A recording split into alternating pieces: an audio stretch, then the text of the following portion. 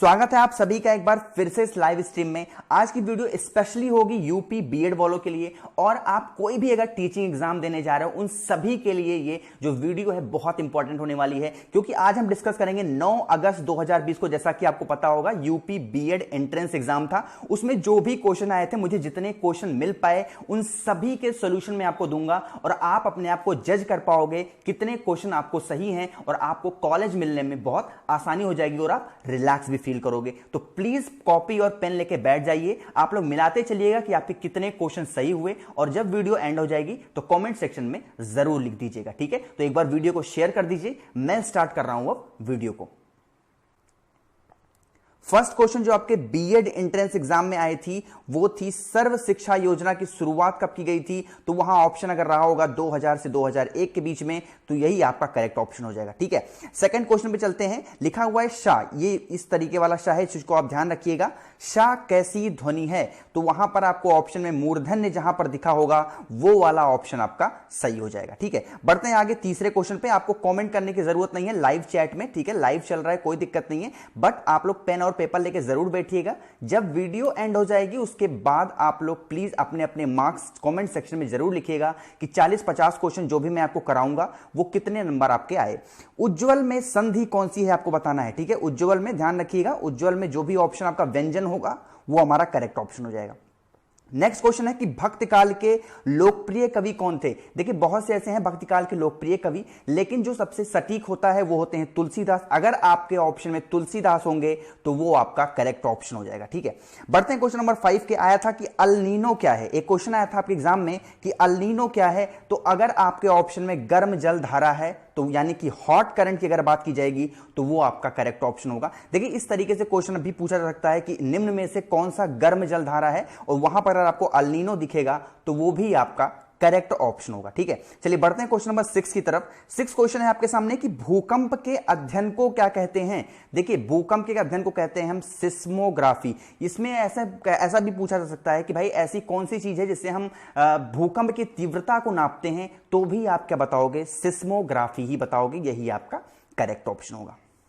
Next आया था question number 7 आपके सामने कि मौलिक अधिकार किस भाग में है, यानी पार्ट में पूछ रहा है। इसको इंग्लिश में अगर हम कहें तो हम कहेंगे फंडामेंटल राइट्स आपके किस भाग में आता है, तो वो आता है पार्ट 3 यानी कि भाग 3। अगर जो भी ऑप्शन आपके एग्जाम में रहा होगा वो करेक्ट ऑप्शन हो जाएगा। थोड़ा सा यहां पर और आपको बता दूं कि अगर आपसे पूछा होता मौलिक कर्तव्य की बात की होती, फंडामेंटल ड्यूटी की बात की होती, तो आप लगाते पार्ट 4, क्योंकि यहां पर स्टूडेंट बहुत कंफ्यूज होते हैं। मैं गारंटी कहता हूं कि आपके ऑप्शन में भाग 3 और भाग 4 दोनों रहा होगा, क्योंकि स्टूडेंट कंफ्यूज होते हैं फंडामेंटल राइट्स और ड्यूटीज में। ध्यान रखिएगा, राइट्स की हम बात करेंगे तो आएगा भाग 3 में, लेकिन अगर कर्तव्य की बात करेंगे तो आएगा आर्टिकल 4A में। ठीक है, चलिए बढ़ते हैं क्वेश्चन नंबर 8 में कि माई कंट्री माई लाइफ एक बुक का नाम है। पूछ रहा था कि किसने लिखी है, इसके लेखक कौन है, तो वो है लाल कृष्ण आडवाणी। देखिए राम मंदिर का जो मुद्दा है, लाल कृष्ण आडवाणी उसमें बहुत ही फेमस थे। ठीक है, इसीलिए आपके बीएड एग्जाम में ये क्वेश्चन बन के आया है। तो आप करंट इस तरीके से पढ़ा करो कि जैसे जो भी नई चीजें आपके देश में हो रही हैं उस पर बहुत फोकस किया करो। ठीक है,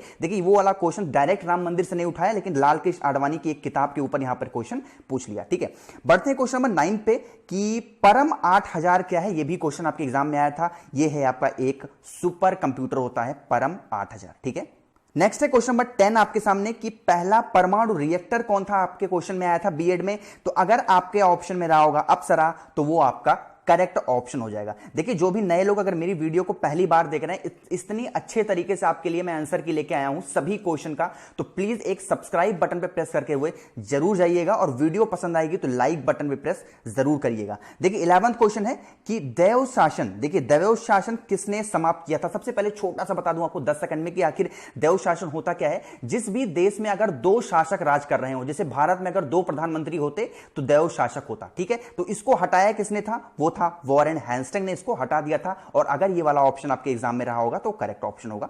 नेक्स्ट है क्वेश्चन नंबर 12 कि काव्य की शोभा बढ़ाने वाले को क्या कहते हैं। कविता की जो शोभा बढ़ा देते हैं उसको क्या कहते हैं, आपके एग्जाम में आया होगा। तो अगर ऑप्शन में आपके अलंकार रहा होगा तो वो आपका करेक्ट ऑप्शन हो जाएगा। प्लीज आप लोग अपने अपने आंसर नोट करते हुए चलिए, जब वीडियो एंड हो जाएगी तो अपने स्कोर जरूर बताइएगा कि आपके कितने नंबर आए, उस हिसाब से आपके कॉलेज मिलने में आपको और आसानी हो जाएगी। नेक्स्ट है क्वेश्चन नंबर 13 कि थल सेना के अध्यक्ष कौन हैं। देखिए यहां पर है की बात की जा रही है, तो जो करेक्ट ऑप्शन होगा वो होगा मनोज मुकुंद नरवाने जी। थोड़ा सा यहां पर अगर कंफ्यूज आपको करूं मैं, तो अगर यहां पर पूछा होता कि 31 दिसंबर 2019 से पहले थल सेना के जो अध्यक्ष थे कौन थे, तो आप बताते विपिन रावत। लेकिन अगर पूछता है कि 31 दिसंबर 2019 के बाद थल सेना के अध्यक्ष कौन है, तो आप बताओगे मनोज मुकुंद नरवाने जी। ठीक है, ये मुझे पता नहीं है कि क्या लिख के आया था, थोड़ा सा मुझे आइडिया मिला कि थल सेना के अध्यक्ष पूछा था, तो मैंने इसलिए दोनों चीज आपको बता दी। नेक्स्ट है क्वेश्चन नंबर 14 आपके सामने कि मुझे में कौन सा पुरुष है। देख कई तरीके के पुरुष होते हैं, उत्तम पुरुष, मध्यम पुरुष, अन्य पुरुष। जो मुझे होता है उसको हम कहते हैं उत्तम पुरुष। ठीक है, ध्यान रखिएगा इन सारी चीजों को। नेक्स्ट है क्वेश्चन नंबर 15 में बहुत जल्दी जल्दी चल रहा हूं क्योंकि मैं टाइम वेस्ट नहीं करना चाहता। आंसर की है तो इसको मैं जल्दी जल्दी कराने की कोशिश कर रहा हूं। देखिए मैंने इसमें ऑप्शन नहीं रखा है। 15 क्वेश्चन है कि पहली महिला डीजीपी कौन थी। देखिए जो अगर ऑप्शन में आपके कंचन चौधरी ही सिर्फ लिखा होगा तो वो भी सही होगा। ठीक है, कभी कभी भट्टाचार्य लिख के नहीं आता है, तो ध्यान रखिएगा इनका पूरा नाम है कंचन चौधरी भट्टाचार्य। जो थी वो थी आपकी पहली महिला डीजीपी। ठीक है, नेक्स्ट बढ़ते हैं क्वेश्चन नंबर 16 की तरफ कि ऑस्ट्रेलिया ओपन पुरुष एकल के विजेता कौन थे, तो वो थे आपके नोवाक जोकोविक। देखिए अगर मान लीजिए एग्जाम में आपको तुक्का मारना है, ठीक है, वैसे मारना नहीं चाहिए, लेकिन मान लीजिए अगर आपको तुक्का वाला कॉन्सेप्ट वहां पर यूज करना है, तो अगर कोई भी ऑस्ट्रेलिया ओपन या फिर कोई भी ओपन की बात की जा रही है और उसमें ऑप्शन अगर आपको नोवाक जोकोविच दे रहा है, ठीक है, तो आप चांस ले सकते हो एक तुक्का मारने का। इनके ऊपर जरूर तुक्का मारा करो। ठीक है, अगर तुक्का मारने का मन है, मैं नहीं कह रहा हूं तुक्का मारो, बहुत गलत चीज है तुक्का मारना, लेकिन अगर मान लो आपको मारना ही है तो नोवाक जोकोविच पे मार दिया करो। ठीक है, मैक्सिमम टाइम सही हो जाते हैं। नेक्स्ट है क्वेश्चन नंबर 17 आपके सामने कि ग्रीन जज के नाम से कौन जाने जाते हैं। देखिए ये एक ऐसे जज थे जिन्होंने पॉल्यूशन पे, पर्यावरण के लिए बहुत कुछ किया था, इसीलिए इनको ग्रीन जज के नाम से भी जाना जाता है, और वो थे आपके कुलदीप सिंह साहब। ठीक है, नेक्स्ट आया था आपके सामने क्वेश्चन कि देवधर ट्रॉफी किस खेल से संबंधित है। ध्यान रखिएगा बहुत ही फेमस ट्रॉफी है और ये आती है आपकी क्रिकेट पे। ठीक है, बढ़ते हैं क्वेश्चन नंबर 19 पे कि भारत की राजधानी कोलकाता से दिल्ली कब स्थापित हुई। आपको जैसा कि पता होगा पहले भारत की राजधानी क्या हुआ करती थी, कोलकाता हुआ करती थी, लेकिन 1911 के बाद उसको क्या कर दिया गया, दिल्ली स्थापित कर दिया गया। तो 1911 इज द करेक्ट ऑप्शन। ठीक है, बढ़ते हैं क्वेश्चन नंबर 20 पे। 20 लिखा हुआ लाइनेक्स क्या है, LINUX। ठीक है, ये लाइनेक्स क्या होता है, ये एक तरीके का ऑपरेटिंग सिस्टम होता है। जैसा कि आप लोग अगर कंप्यूटर जो लोग भी यूज कर रहे होंगे, आपको अगर देखते होंगे विंडोज 10 है, विंडोज 7 है, विंडोज 8 है ना, तो ये सब सारी चीजें क्या है, ये एक ऑपरेटिंग सिस्टम है, ये ऑपरेट करती हैं। उसी तरीके से लाइनेक्स भी है, ये एक तरीके का ऑपरेटिंग सिस्टम है। ठीक है, बढ़ते हैं क्वेश्चन नंबर 21 की तरफ। और प्लीज जो लोग नए लोग जुड़ गए हैं, प्लीज लाइव स्ट्रीम को एक बार लाइक जरूर कर दीजिएगा। चैनल पर नए हैं, सब्सक्राइब बटन प्रेस जरूर करिएगा। बहुत मुश्किल से सारे क्वेश्चन मिल पाए हैं, आपको पता है ऑफिशियल अभी सारी चीजें नहीं आई हैं, बट मुझे मिली तो मैंने आपको बता दी है। नेक्स्ट आया था क्वेश्चन नंबर 21 आपके सामने कि रूढ़ शब्द इसमें से क्या है। देखिए ऑप्शन कुछ रहा होगा आपके सामने, मुझे बताया गया कि पशु भी था, तो जो पशु है वो आपका रूढ़ शब्द हो जाएगा। ठीक है, क्वेश्चन नंबर 20 है पोर्ट ब्लेयर कहां पर स्थित है। यह भी क्वेश्चन आपके एग्जाम में आया था, ध्यान रखिएगा। जो पोर्ट ब्लेयर है वो आपका अंडमान और निकोबार में है। ठीक है, बढ़ते हैं क्वेश्चन नंबर 23 पर कि माउंटेन्स डे कब मनाया जाता है। देखिए बहुत अलग अलग टाइप के डे पूछ लिए गए थे ना, कभी इस बहुत रेयरेस्ट केस में पूछे जाते हैं माउंटेन्स डे वगैरह, वो सारी चीजें यहां पर पूछ ली गई। तो ये था माउंटेन्स डे मनाया जाता है एक्चुअली में 11 दिसंबर को, ध्यान रखिएगा सारी चीजों को।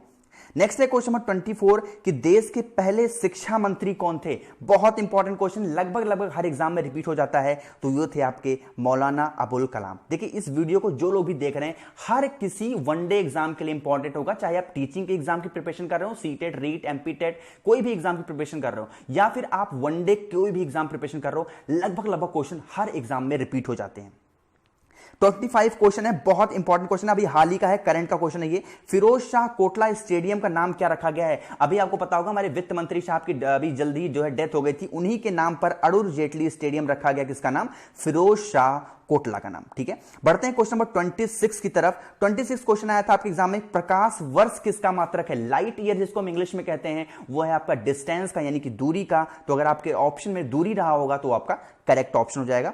27 क्वेश्चन आपके सामने है कि लोकसभा की पहली महिला स्पीकर। बहुत इंपॉर्टेंट क्वेश्चन, लगभग एग्जाम में रिपीट होता है। जहां पर भी आपको पहली दिख जाए, पहला दिख जाए, पहली दिख जाए, वो क्वेश्चन आप गार्ड बांध लिया करो। 101% आना कंपलसरी हो जाता है, 99% होता होते हैं जो पहली जिस भी क्वेश्चन में लगा होता है वो आते हैं। तो वो थी आपकी मीरा कुमार जी। ठीक है, बढ़ते हैं क्वेश्चन नंबर 28 की तरफ। सबसे बड़ी तट रेखा वाला राज्य, जिस भी जो है राज्य के पास में सबसे ज्यादा तट रेखा है, आपको पता होगा ये हमारा इंडिया वाला पोर्शन है। यहां पर जो गुजरात का पोर्शन है, यहां पर पूरी नदी है, यहां पर पूरा समुद्र है, तो वो तट रेखा सबसे ज्यादा है किसके पास? गुजरात के पास। ठीक है, बढ़ते हैं क्वेश्चन नंबर 29 की तरफ। 29 क्वेश्चन है कि संविधान में कितनी भाषाएं हैं। देखिए बहुत कंफ्यूजिंग क्वेश्चन है ये। अगर पूछता है, मुझे नहीं पता कि क्या क्वेश्चन आया था एक्चुअली में, बट मुझे पता चला कि संविधान की भाषा सिर्फ लिखा हुआ था, तो मैंने पूरा डिटेल में सोचा आपको बता दूं। देखिए पूछता है अगर कि संविधान में कुल कितनी भाषाएं हैं, तो आप बताओगे सर 22 भाषाएं हैं। लेकिन अगर पूछ ले कि ओरिजिनल कॉन्स्टिट्यूशन, जो आपका ओरिजिनल कॉन्स्टिट्यूशन में कितनी भाषाएं हैं, तो आप बताओगे 14 भाषा। ठीक है, लेकिन अगर टोटल की बात करता है तो आप बताओगे 22 भाषा। इन दोनों क्वेश्चन की लैंग्वेज को हमेशा समझने की कोशिश किया करो। मुझे एक्चुअली पता नहीं कि क्वेश्चन की लैंग्वेज क्या थी। डोगरी भाषा का संबंध किस राज्य से है? बहुत ही प्यारी भाषा है। आप लोग अगर जम्मू जाओगे तो जम्मू वालों से अगर बात करोगे तो बहुत ही मीठा बोलते हैं वो। डोगरी भाषा जो है आपकी बोली जाती है जम्मू और कश्मीर में। ठीक है, बढ़ते हैं क्वेश्चन नंबर 31 की तरफ। मैं बहुत जल्दी चल रहा हूं क्योंकि मुझे टारगेट है कि 10 से 12 मिनट में मुझे कवर कर लेने लगभग 50 क्वेश्चन। देखिए 31 क्वेश्चन है, हमारे शरीर की सबसे बड़ी ग्रंथि कौन है? ध्यान रखिएगा, लीवर जो होती है हमारे शरीर की सबसे बड़ी ग्रंथि होती है। ठीक है, नेक्स्ट है क्वेश्चन नंबर 32। एशियन पुस्तक, एक बुक का नाम है जो है एशियन पुस्तक के लेखक कौन है? ये थे आपके गुनार मैरिडल साहब। ठीक है, गुनार मैरिडल साहब थे किसके? एशियन पुस्तक के लेखक थे। तो जो अगर आपके ऑप्शन में ये रहे होंगे तो करेक्ट ऑप्शन हो जाएगा। 33 क्वेश्चन, ये भी थोड़ा सा कंफ्यूजिंग क्वेश्चन, अगर एग्जामिनर चाहे तो आपको कंफ्यूज कर सकता है और आपका क्वेश्चन गलत हो जाएगा। कैसे गलत होगा मैं आपको बताता हूं। लिखा हुआ है कौन सा रक्त समूह सर्वदाता है, यानी कि सभी को खून दे सकता है, किसी को भी खून दे सकता है, ऐसा कौन सा है रक्त समूह होता है? जो यहां पर सिर्फ ओ लिखा हुआ है। अगर आपके ऑप्शन में ओ पॉजिटिव और ओ नेगेटिव दोनों आ जाए तो आप कौन सा लगाओगे? तो मैं आपको बता दूं, अगर ये दोनों आपके ऑप्शन में दिख जाते हैं तो आप हमेशा ओ नेगेटिव वाले पे टिक करोगे। मुझे नहीं पता कि आपके जो है ऑप्शन में ओ नेगेटिव आया था कि नहीं आया था, बट अगर आया था तो जिसने भी ओ नेगेटिव लगाया होगा वो आपका करेक्ट ऑप्शन होगा। ओ पॉजिटिव नहीं होता है, ध्यान रखिएगा सारी चीजों को। 34वां क्वेश्चन है कि पिन कोड कितने क्षेत्रों में विभाजित होते हैं? जोन पूछ रहा है, ध्यान रखिएगा 9 जोन होते हैं पूरे पिन कोड में। ठीक है, ध्यान रखिएगा। देखिए अगर यहां पर बात की जाए कितने जो है लेटर होते हैं तो वो होते हैं 6, लेकिन यहां पर जोन की बात की जा रही है तो जोन होंगे 9। दोनों में कंफ्यूज नहीं होना है ना। नेक्स्ट है क्वेश्चन नंबर 35 कि एनसीईआरटी के वर्तमान निदेशक कौन है? ये पूछा था, तो वो हैं शिक्षाविद प्रोफेसर कृष्ण कुमार जी। ठीक है, अगर ये चीज आपके ऑप्शन में रही होगी तो करेक्ट ऑप्शन हो जाएगा। ठीक है, बढ़ते हैं क्वेश्चन नंबर 36 की तरफ। प्लीज जो भी नए लोग जुड़ गए हैं लाइव स्ट्रीम को एक बार लाइक जरूर कर दीजिएगा। वीडियो मेरी पहली बार देख रहे हैं, पसंद आ रही है तो प्लीज सब्सक्राइब बटन प्रेस करके बेल आइकन जरूर ऑन करिएगा। बहुत इंपॉर्टेंट सेशन आपके लिए लेके आया हूं। ठीक है, 36 है कि एग मार्क किससे संबंधित है? ध्यान रखिएगा, एक एग मार्क लगा होता है, एक समझ लीजिए कि कह सकते हो आपकी प्रूफ लगा होता है, तो वो होता है आपका रिलेट करता है कृषि से। ठीक है, नेक्स्ट है क्वेश्चन नंबर 37 कि प्रधानमंत्री मोदी जी ने पहली बार प्रधानमंत्री की शपथ कब ली थी? बहुत इंपॉर्टेंट क्वेश्चन है क्योंकि क्या होता है कभी कभी पूरी डेट दे देता है, लेकिन यहां पर स्टूडेंट क्या होते हैं सिर्फ उनको ईयर याद होता है, तो ईयर याद हो जाएगा 2014। मुझे नहीं पता कि आपके ऑप्शन में पूरा डेट वाइज दिया था, मंथ वाइज दिया था कि नहीं दिया था, बट आपको पूरा मंथ याद रखना है। 26 मई 2014 को प्रधानमंत्री नरेंद्र मोदी जी ने पहली बार प्रधानमंत्री पद की शपथ ली थी। नेक्स्ट है क्वेश्चन नंबर 38, बहुत इंपॉर्टेंट क्वेश्चन है कि the Hindu view of life writer, एक किताब है the Hindu view of life writer के लेखक कौन है? ये थे आपके सर्वपल्ली राधाकृष्णन। बहुत इंपॉर्टेंट ये भी पॉइंट है, कई बार क्वेश्चन आपके एग्जाम में आ जाता है। नेक्स्ट है क्वेश्चन नंबर 39 कि संविधान को कब अपनाया गया? देखिए ये भी कंफ्यूजिंग क्वेश्चन है आपके, मैं गारंटी लेता हूं कि आपके ऑप्शन में 26 जनवरी 1950 भी रहा होगा, लेकिन उस दिन क्या हुआ था, हमारा संविधान लागू हुआ था। अपनाया और लागू होने में डिफरेंस है, तो यहां पर स्टूडेंट कंफ्यूज होते हैं। अपनाया गया था 26 नवंबर 1949 को, लेकिन लागू किया गया था 26 जनवरी 1950 को। इसीलिए 26 जनवरी को हम क्या मनाते हैं? रिपब्लिक डे मनाते हैं। सारी चीजें आपको ध्यान रखनी है। नेक्स्ट है क्वेश्चन नंबर 40 आपके सामने कि CTRL+V किसका कमांड है? तो ये हम करते हैं पेस्ट करते हैं, छोटा सा इंफॉर्मेशन दे दूं आपको कंप्यूटर से, मान लीजिए सारी चीजें यहां पर आपको लिखी हुई है, 39 40 क्वेश्चन लिखा हुआ है, अगर मान लीजिए इन दोनों को मुझे कॉपी करके कहीं और पेस्ट करना है तो मैं इसको सेलेक्ट कर लूंगा और कंट्रोल+C से कॉपी होता है, और अगर कहीं हमको पेस्ट करना है तो कंट्रोल+V कर देंगे तो वो पेस्ट हो जाएगा। तो कंट्रोल+V का काम होता है पेस्ट करने का। तो 40 क्वेश्चन मुझे मिल पाए थे, मुझे जहां तक मुझे जितना जानकारी पता थी मैंने आपको बता दी। अगर गलती से भी मैंने कोई क्वेश्चन का आंसर आपको गलत बता दिया होगा तो प्लीज कमेंट सेक्शन में बता देना, मैं उसको बाद में सही कर लूंगा। और मुझे खुशी हुई कि आप सभी लोग इस लाइव स्ट्रीम में जुड़े, और thank you so much for watching this video. Keep smiling, stay home, stay safe, और प्लीज सभी लोग स्कोर जरूर बताइएगा कमेंट सेक्शन में अपना, ठीक है।